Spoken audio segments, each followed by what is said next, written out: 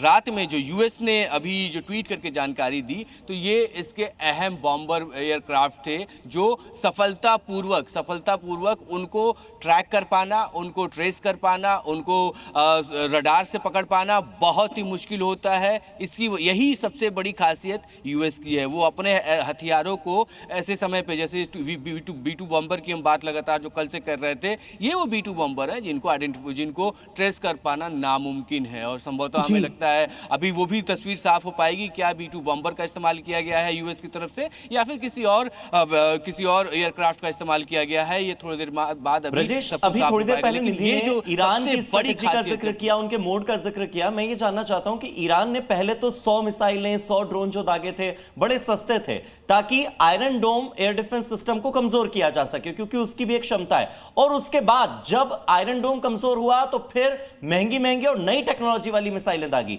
क्या आपको लगता है कि स्ट्रेटेजिकली इस बार ईरान थोड़ा सा सुपर पावर कर गया है इसको?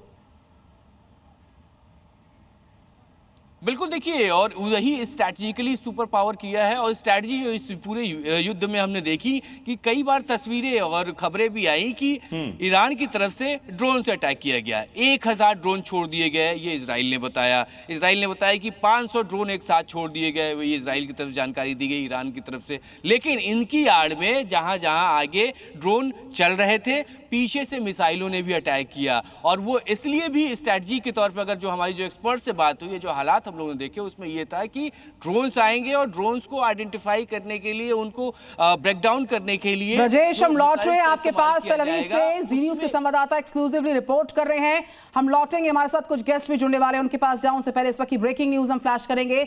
बड़ी खबर आ रही है। देखिए, जो सबसे बड़ी जानकारी आज की है वो ये है कि जो ईरान बनाम इजराइल का वॉर था, उसमें अमेरिका ने प्रहार किया, अमेरिका ने इंटरवीन किया।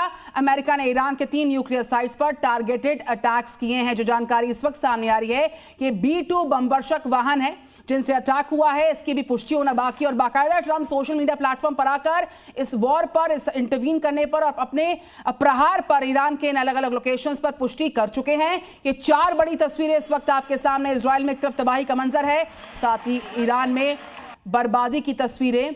और retired group captain UK Devnath हमारे साथ है। वेरी गुड मॉर्निंग देवनाथ जी।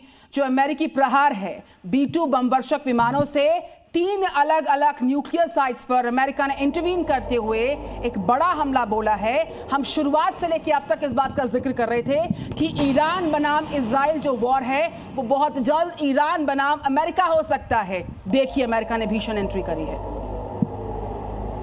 जी हाँ, अमेरिका